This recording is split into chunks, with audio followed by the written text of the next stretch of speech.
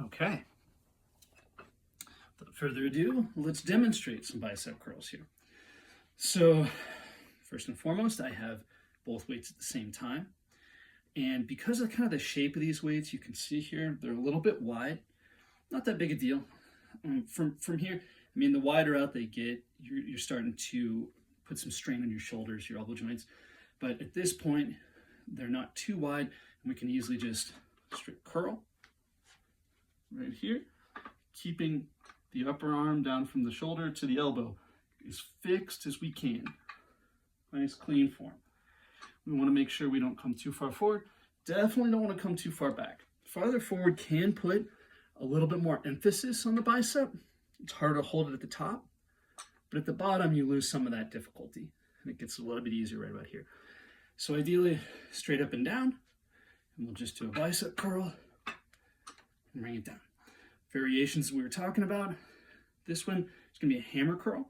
I hold the weight like I'm holding a hammer, like I'd be swinging it, and just come straight up, down, same thing. Keeping the form clean. And then the reverse. And this one gets a lot more forearm work done. So here, I tend to hold a little bit in front, try to curl up and down. And you can see, when I do it, I'll just do one arm here. It looks a little different. It's not perfectly in line. So that's commonplace. There's going to be a little bit of flare. It's just kind of how the arm works that way. But we've got a few different options then for just a standard bicep curl. There's also the superset, where we essentially hold one here. Superset's not the correct term. Change that later. So we hold it here, right at 90 degrees, and curl this one. I recommend maybe like 3 and 3.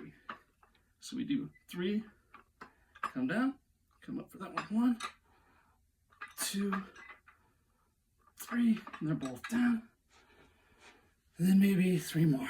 1, 2, 3. Right? So that's just a few options for your bicep curls.